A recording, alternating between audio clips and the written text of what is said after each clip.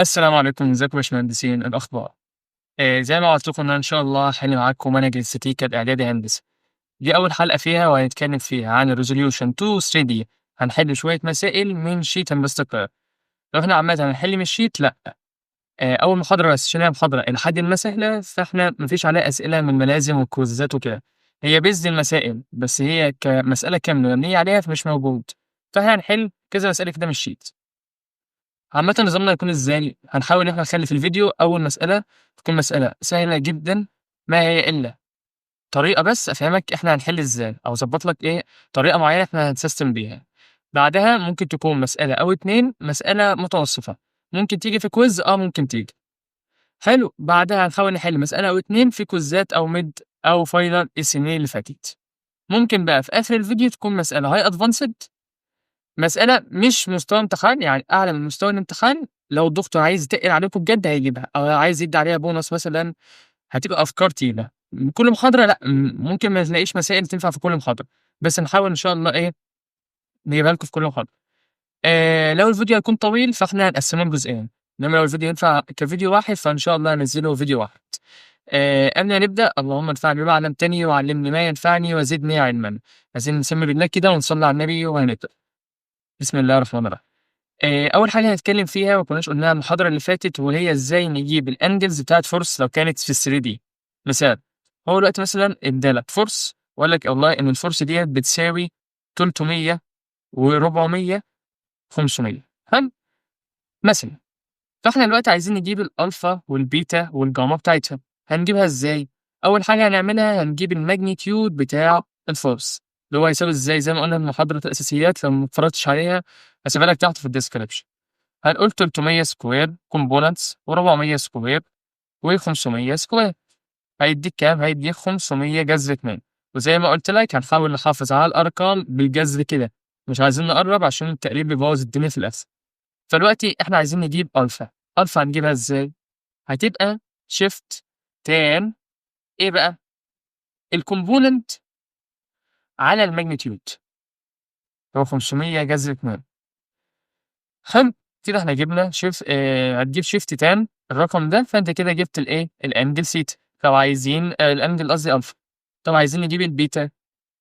البيتا ديّة هي الزاوية بين الY الفورس والY، فهتبقى إزاي؟ هتقول برضه shift tan ال400 على 500 جذر 2. طب عايزين نجيب الجاما، هتقول shift tan 500 على 500 جذر 2. وكده أنت جِبت الangle ألفا وبيتا وجاما. طبعًا ده غالبًا بيكون مطلوب من المطالب الشهيرة جدًا اللي هتيجي لك في أي مسألة resultant أو أي مسألة عامةً فيها كذا component، في الغالب بيبقى طالب إيه الangle، بيدّيك درجة ببلاش كده من الآخر. اللي هو أنت لو جبت الcomponent صح وجبت الmagnitude صح فخلاص أنت جبت الإيه، الangle. حلو كده؟ هنبدأ بقى دلوقتي الشرح. لأول سؤال وهو أول سؤال في شيت هندسة القاهرة اللي هو الكود بتاعه 2.32. هاسيب لك صورة السؤال في الفيديو. حلو؟ بسم الله. السؤال عامل لك كده، عامل كده، مسألة 2 دي سهلة جدًا. قال لك إن دي كده F1 طالع لفوق كده، الangle ديّة ب45 درجة، وقال لك إن دي كده F2 الangle ديّة ب15 درجة، وقال لك والله في كده F3 الangle ديّة ب15 درجة. حلو، كل اللي هو عايزه إيه، عايز الresultant والdirection بتاعها clockwise. مع clockwise يعني إيه، يعني مع عقارب الساعة، يعني هنمشي كده. هو عايز يشوف هي مشيت كده قد إيه. حلو، هنسمي بالله، صلّى على النبي ونبدأ. زي ما قُلت لك مسائل الresultant أنت هتجيب كل الفرص كcomponent، هتجيب الcomponents بتاعها، وبعدها هنجمعهم فنجيب الresultant. إزاي؟ F1 زي ما قُلت لك دلوقتي الزاوية دي ب45، فإحنا عايزين نجيب الX component والY component. نجيب الX component إزاي؟ هتجيب الmagnitude بتاعها، هو كام الmagnitude بتاعها؟ الmagnitude بتاعها ب150 والF2 ب200 والF3 ب125. فأنت هتقول والله الX component هيكون 150 كوزين 45 كوما. طب الY هيكون 150 ساين 45. صح؟ كلام جميل. عايزين نشوف في الpositive والّا في الnegative. ده هينزل هنا كده فهيكون في الpositive. طب ده هيكون هنا كده فبرضه في البوزيتيف، فدي بوزيتيف ودي بوزيتيف. هنيجي لF2 هتساوي والله دلوقتي F2 هنيجي دلوقتي لF2 هنحللها برضه الاتنين، هتكون في الإكس هتبقى 200 كوزين 15، وفي الواي 200 ساين 15. هنشوف الإشارات، والله هي هتبقى في الإكس بوزيتيف فدي بوزيتيف، طب في الواي والله هتبقى كده، فأنت كده نيجاتيف عشان هي تحت فدي كده نيجاتيف. هنيجي للF3 هتساوي والله هي مع الواي 15، فأنت هيبقى قدامك أوبشنين، يا تجيب الزاوية ديّة اللي هي هتكون 75 وتشتغل مع الإكس، يا إما تشتغل مع الواي عادي يعني إيه المشكلة؟ فهي والله دلوقتي الزاوية مع الواي، فهتبقى 200 كوزين 15 مع الواي والإكس 200 سوري 125 والإكس 125 ساين 15. حلو؟ لو أنت عايز تجيب الزاوية كلها اللي هي ب75 وتقول إن دي كوزين 75 ودي ساين 75 صح برضه، بس أسهل لك إنك تشتغل بالأنجلز اللي هو مديها لك أبسط وأسرع. حلو كده؟ كده إحنا جبنا كل الكومبوننت بتاعة الداتا بروسيس. هنعمل إيه دلوقتي؟ هتجيب الresultant. قلنا هنجيب الresultant إزاي؟ هنجمع الX component، هنجمع الX component ده زائد ده زائد ده، هيديك الX component هنجمعهم زي ما قُلت لك هنسيبهم زي ما هم كده، فأنت هتقول على الآلة 150 كوزين 45 زائد 200 كوزين 15 زائد 125 ساين 15 بكام؟ ب331.603. حلو؟ هنيجي نجيب الY component هتكون 150 ساين 45 ناقص 200 ساين 15 زائد 125 كوزين 15 بكام؟ ب175.0429 on 3. حلو كده إحنا جبنا resultant كvector. بعد ما تجيب الresultant كvector على طول تجيبها كmagnitude. فالmagnitude بتاع الR كده هيساوي زي ما قُلت لك هتجيب الsquare root بتاع الRx square زائد الRy square هيطلع لك بكام؟ هتقول والله جذر ال175 0.43 square plus 331.0 square هيساوي 374.967.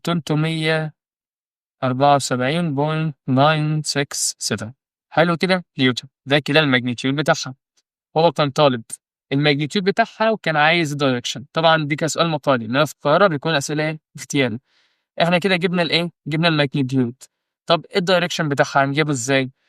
الdirection هنجيبه دلوقتي إزاي؟ زي ما قُلت لك هنجيب shift tan تبقى tan inverse الRy على الRx اللي هو هيساوي shift tan 175 على 331.063 هيتساوي كام؟ shift tan الأنجل دلوقتي بقت 27.828. حلو، هل دي الزاوية اللي هو طالبها في السؤال؟ عايزك تركّز معايا، دلوقتي إحنا هنرسم عشان أفهمك هي ديّة أصلًا من إيه. هو قال لك دلوقتي إن الفرصة هي 331 إكس، يعني افترض مثلًا إن إحنا هنمشي كده هنا كده 331 ماشي، وهنطلع لفوق كام؟ ال175. حلو، ده positive ودي positive، فالنقطة مثلًا أهي.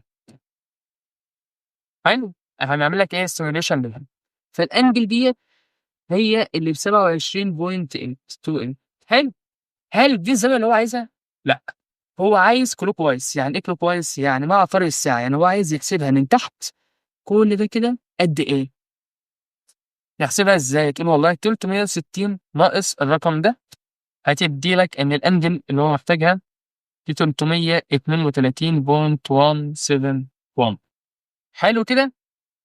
إنما لو كان في السؤال قال لك عايزها counter clockwise هتكون الإجابة كام؟ هتكون الإجابة 27.8. تاني، هو في السؤال قال لك إن هو عايز يحسبها clockwise يعني مع عقارب الساعة، فعشان يحسبها مع عقارب الساعة فأنت هتجيبها من تحت كده. تجيبها إزاي؟ 360 ناقص الأنجل، أو لو أنت رسمتها فأنت هتفهم لوحدك. طب لو هو كان عايزها counter clockwise فعلى طول هي الزاوية ديّة خلاص هو ده اللي هو محتاجه. حلو؟ فتاني في مسائل الresolution إحنا هنعمل هنجيب كل فرصة لوحدها وبعدها هنجيب الcomponents كده وبعدين تجيب الresultant وبعد ما تجيب الresultant أكيد هتحتاج تجيب الmagnitude وبعدين تشوف بقى المطالب هتكون إزاي. حلو؟ دي مسألة سهلة جدًا، مش هتجيب في كويز ولا هتيجي حتى في سؤال معدّي، بس إيه basic إنك تفكّر إزاي، حلو. قبل ما نبدأ تاني سؤال، في برضه معلومة ما قُلناهاش الفيديو الأساسيات، إن أنت لو عندك مثلًا كده، كده، وعندك فرصة هنا كده، وما ادّالكش الأنجل، لو ادّاك مثلًا فرصة هي ب10 وما ادّالكش الأنجل، هيعمل لك مثلث صغير كده وهيقول لك والله إن دي ب3 ودي ب4. طب ده معناه إيه؟ معناه إن هو مشى في الX 3 ومشى في الY 4. طب إحنا دلوقتي لمّا نعوز نعمل resolution هنعمل إيه؟ أول حاجة هتجيب فيثاغورس لده، 3 و4 يبقى هنا كام؟ هنا 5 root 3 square زائد 4 square. حلو. بدل بقى ما تجيب unit vector وكده، هو الموضوع أسهل من كده بكتير. افرض إن دي كده angle θ مثلًا، حلو، هتقول والله إن cosine θ بيساوي 3/5 وإن sin θ بيساوي 4/5. وعشان نفك الF فأنت والله هتقول إن الF دلوقتي بتساوي 10 cosine θ، 10 sin θ. طبعًا هي طالعة لفوق كده، حلو. وطبعًا لمّا هنعمل resolution الX positive والY positive فهتبقى positive وpositive. بس هتفكها إزاي؟ 10 في 3/5 ب6 و10 في 4/5 ب8 بس. ولو جبت الmagnitude بتاع ده اللي هو 6 square و8 square هتلاقيها 10 عشان تفهم إن أنت في التناوب. حلو. دي أسهل طريقة، ودي كتير أوي بتيجي مع الإيه، مع ال4 حالات اللي إحنا كنا قُلناهم. والمسألة اللي هنحلها دلوقتي برضه إيه، مبنية على الفكرة دي. حلو.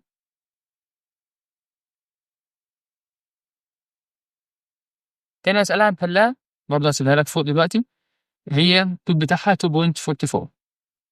بيقول لك إيه بقى في المسألة؟ قال لك والله عندك برضه 2 axes،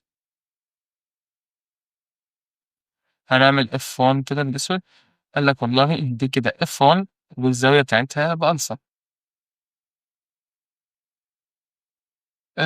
وبعدين قال لك عندك هنا كده F2 تساوي 1.5 كيلو نيوتن. كيلو يعني كام؟ 10 أس 3 يعني 1000. واداك المثلث ده كده، مثلث معترض، اداك المثلث ده كده دي ب3 ودي ب4 طبعًا دي ب5 نستنتجها يعني. وبعدين ادى لك ده كده قرص هنا كده F3 وقال لك إن هي بتساوي 1.3 كيلو نيوتن. وادى لك المثلث بتاعها ده كده كام؟ 12، 5، 13. حلو كده. وبعدين قال لك إيه بقى؟ قال لك في السؤال إن الmagnitude بتاع الresultant الacting on the bracket. لازم تعرف يعني إيه the bracket؟ لأ، الacting on بتاع ده بيساوي كام؟ قال لك إن الresultant والله بيساوي 2 كيلو نيوتن along الpositive x. معناها إيه؟ معناها والله إن الmagnitude بتاعك ب2K. حلو؟ هنعملها كده أو 2000 في اتجاه الx. طب هل في حاجة في الy؟ لأ، فالy 0. طب هو قال لك في الx positive والّا negative؟ والله قال لك في الpositive، فإحنا كده في الpositive. فهو دلوقتي عايز إيه؟ عايز F1 بكام والأنجل دي بكام. دي مسألة عكسية. إحنا في المسألة اللي فاتت اداك الفورس وبعدين إحنا جمعنا وجبنا resultant. هو مديك الresultant، أنت هتعمل إيه؟ هتطرح، فاهم؟ يعني أنت 1 زائد 2 زائد 3 بيساوي كام؟ بيساوي 6. طب 6 بتساوي 3 و2 وكام؟ و1. فاهم؟ مسألة عكسية بس. فإحنا برضه هنجيب الcomponent بتاعة F2 F3 وF1 هتعمل لها stimulation كده بكام؟ هتضبّط شكلها كcomponent وبعدين إيه، نحسبها بresultant. إزاي؟ هنسمي بالله ونصلّي على النبي. بسم الله. F1 F1 هيساوي كcomponent زي ما قُلت لك الmagnitude اللي هو F1 الmagnitude بتاعها cosine ألفا. حلو. وبعدين الy component F2 sin phi. حلو كده؟ هي phi قصدي sorry مش ألفا. طبعًا دي positive ودي positive. حلو. هنسيبها زي ما هي، فيها حل؟ ما لهاش أي حل. هتجيب الF2. الF2 بتساوي كام؟ والله هو قال لك إن دي ب3 ودي ب4 ودي ب5. فإحنا هنعمل إيه يا باشا؟ هنفرض إن دي كده θ، θ اللي هو بينها وبين الX أهو. حلو. الθ بكام؟ cosine θ بيساوي 4/5 وsin θ بيساوي 3/5. هنعمل إيه بقى دلوقتي؟ هتقول لي والله إن الF2 بتساوي خلّيها 1500 على طول كده. 1500 cosine θ، 1500 sin θ. حلو كده، هنشوف الاتجاه، والله الإكس بتاعها positive والّا negative، والله الإكس بتاعها كده positive، فالإكس positive. طب الواي بتاعتها positive والّا negative؟ لا والله نزّلت تحت، فتبقى negative. حلو، هنيجي للF3 زي اللي إحنا عملناه بالضبط، تعالَ نعملها تاني. افرض إن دي كده تيتا، هنقول والله إن كوزين بيتا بيساوي 5/13، وإن ساين بيتا بيساوي 12/13. حلو، هتفك الF3 كcomponent إزاي؟ هتقول والله F3 اللي هي ب1300 كوزين بيتا، (1300 ساين بيتا).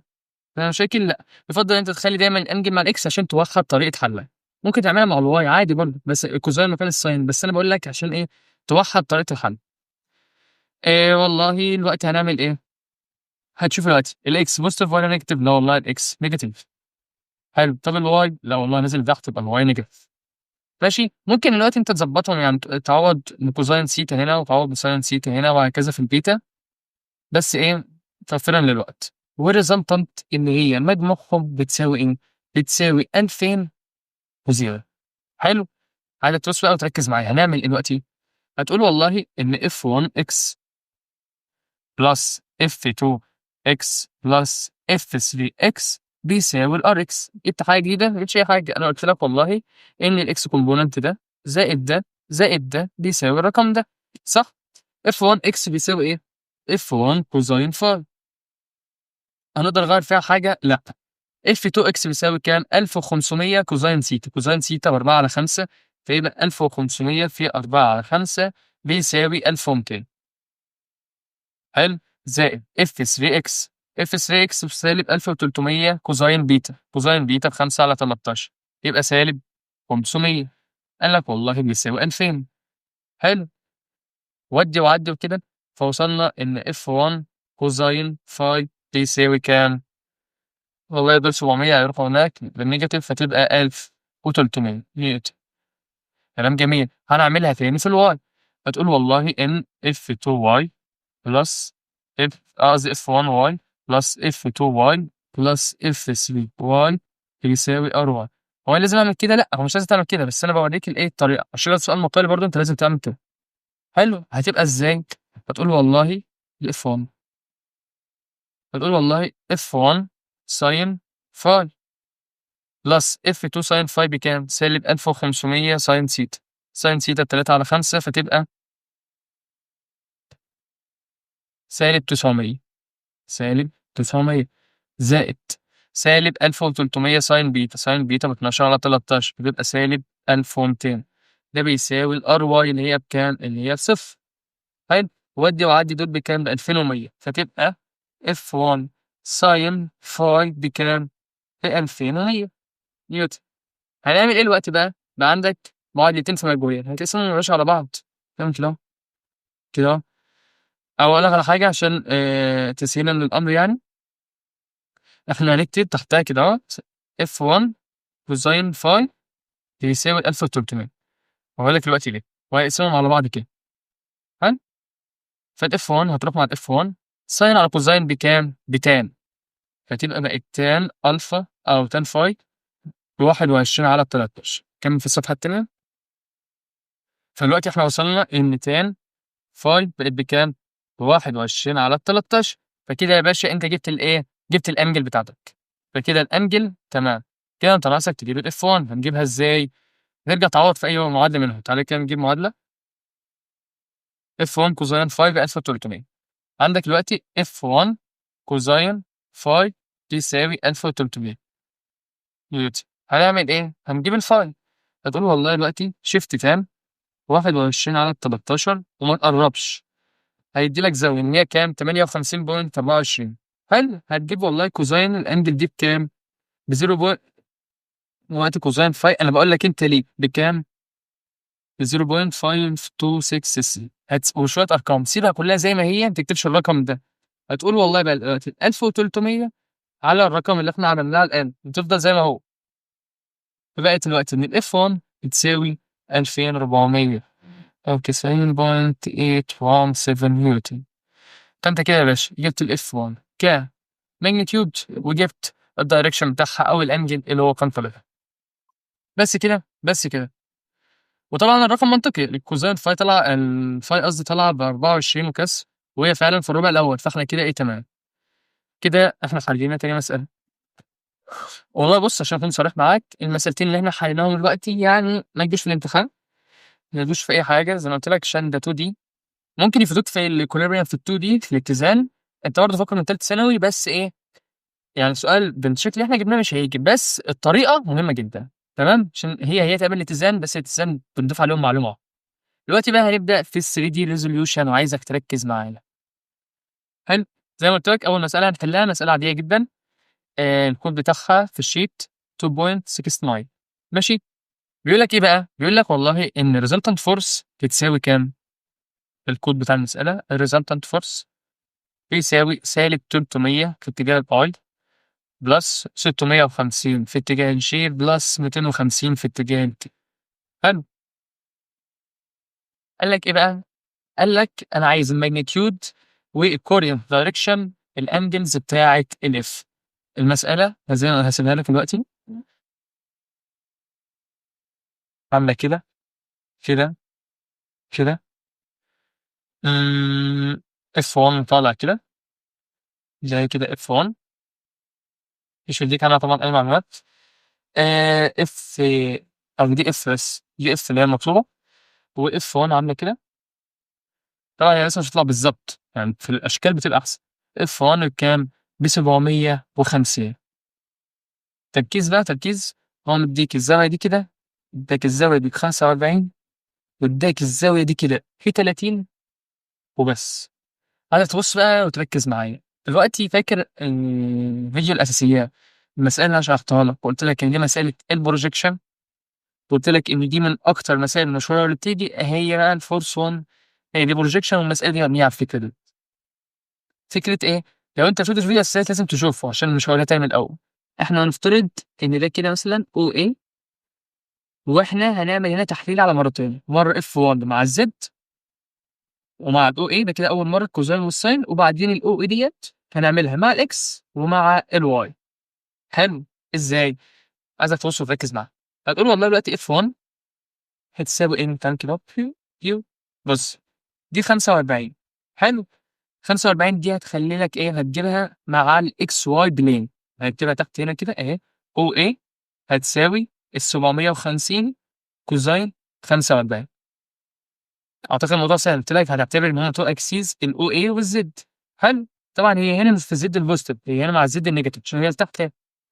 حلو، فكده جبنا الOA ب750 كوزين 45. طب إيه اللي هيبقى مع الsine؟ الZ، الF1 الZ component هيكون 750 sin 45. طب positive والّا negative؟ طبعًا negative عشان اللي تحت. حلو، بعد ما جبنا بقى الOA عايزين نجيب الX والY component، هنعمل إيه؟ افرض إن الOA دي force بتساوي الmagnitude بتاعها 750 كوزين 45. هتقول والله كوزين 30 OA كوزين 30 كده جبت الX، والOA sin 30 كده جبت الY. صح؟ الموضوع سهل وبسيط. الforce عملت لها إسقاط على two axes، افرض الaxes الZ وافرض التاني الOA، وبعد ما عملت على الOA هتعمله تاني على الX وعلى الY. ماشي؟ فدلوقتي هنكتب أول حاجة الZ -750 sin 45. طب الX والY هنعمله إزاي عشان يكون بسرعة؟ فإحنا هنكتب الZ -750 sin 45، وعشان السرعة هنعمل إيه؟ هتعمل نقلة 750 كوزين 45 و750 كوزين 45. طب هي كده خلصت؟ لأ، عايزين نجيب الX، فالOA كوزين 30، فتكتب هنا أهو كده أهو كوزين 30. طب نجيب الY تبقى sin 30. بعدها نشوف الاتجاهات، الX والله positive، الY positive والZ negative، فإحنا كده تمام. لو ما فهمتهاش عيدها تاني، ولو ما فهمتهاش ارجع لفيديو الأساسيات واسمعها تاني بالراحة. إحنا كل اللي إحنا عملناه F1 عملناها resolution على الZ وعلى الOA، وبعد الOA عملناها على الX وعلى الY. حلو، ويُفضّل إن أنت تعملها بسرعة عشان ما فيش وقت، يعني المفروض تعملها كده إيه على طول، ما تقعدش تجيب الOA والZ وكده، بس مع الوقت الموضوع هيكون أسرع. حلو، طب دلوقتي الF2 إحنا مش عارفين أي حاجة في الF2 صح؟ فإحنا هنسيب يا باشا والله الF2، F2 أو هي F بس صح؟ F بس. شايفين FX، FY، FZ. طب هنعمل إيه دلوقتي؟ والله هو اداك الresultant اللي هو ديّة، ادّاها لك بكام؟ ادّاها لك والله -300، 650، 250. حلو، فإحنا والله هنفضل نجمع الforces ونسويها بالresult زي المسألة اللي فاتت، بس عشان السرعة يعني أنت تطرح دي من دي بس مش حوار يعني. فالfx هيساوي إيه؟ نُص، مش هنقول لك إحنا هنعمل إيه F1 زائد F بيساوي R، عشان تجيب الF أهي بُص F1 plus F يساوي الR، عشان تجيب الF ده تعمل إيه؟ تبقى الF بتساوي R ناقص F1، أعتقد بسيطة يعني. هكذا في ال3 component، فوالله هنقول -300 ناقص 750 كوزين 45 في كوزين 30 تدّي لك كام؟ تدّي لك والله فبقت الFX بكام؟ -759.279. حلو، الFY طبعًا نيوتن، الFY هيساوي 650 ناقص 750 كوزين 45 ساين 30 هيساوي 384.135. الFZ هيساوي 250 ناقص 750 ساين 45 هيساوي 780.66. فإحنا والله كده جبنا الF كإيه؟ ك3 component، جبنا الX component والY component والZ component. طب هو ده اللي هو طالبه؟ لأ، هو طالب الmagnitude والdirection. ماشي، طب هنجيب الmagnitude إزاي؟ والله magnitude الF زي ما قُلت لك هيبقى الroot بتاع fx square fy square fz square، هي نفس فكرة ال2D. ماشي، يبقى root بكام؟ هيساوي 1154 نيوتن. حلو، كده جبنا الmagnitude، كده جبنا أول حاجة. الdirection هييجي إزاي؟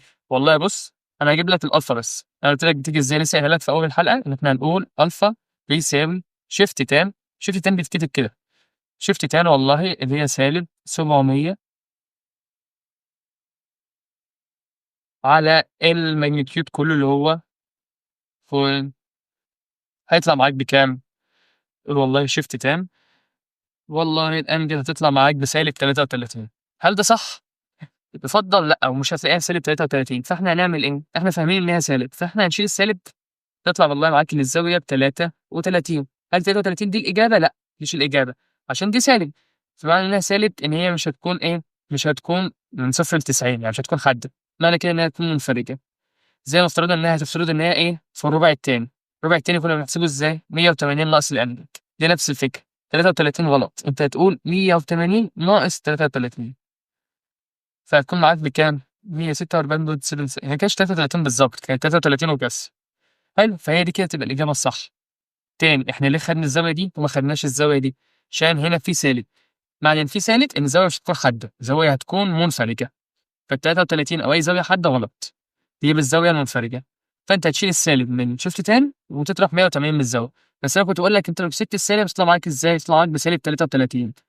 مش منطقة السالب دي إنها تكون معاك زاوية بالسالب، يعني الconcept بتاع ال3 دي الزاوية هتكون يا حادة يا منفرجة، عشان إحنا بنحسبها يا كده يا كده، إنما ما عندناش حوار إن هي 360 ناقص الangle، ما فيش angle في ال3 دي بتزيد عن 180. حلو، فكده الangle اللي هو عايزها الألفا بتاعتها بكام؟ ب146. هات بقى أنت البيتا والجاما سهلين جدًا، هتقسم ده على الmagnitude كله، هتقسم ده على الmagnitude، الموضوع انتهى، فكده إحنا حلينا المسألة ديّة.